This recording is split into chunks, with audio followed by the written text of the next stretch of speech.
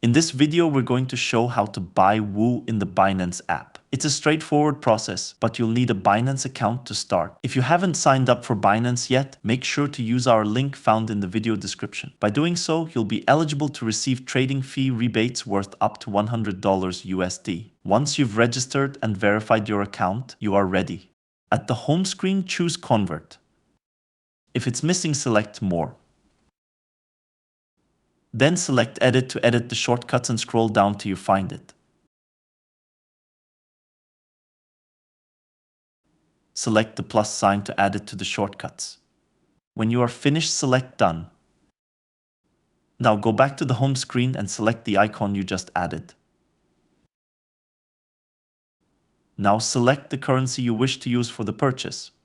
Then add the currency you want to buy. In our case, we are looking to buy Woo. There are two ways to buy it. You can either choose the current market value, or you can set the specific price at which you wish to buy.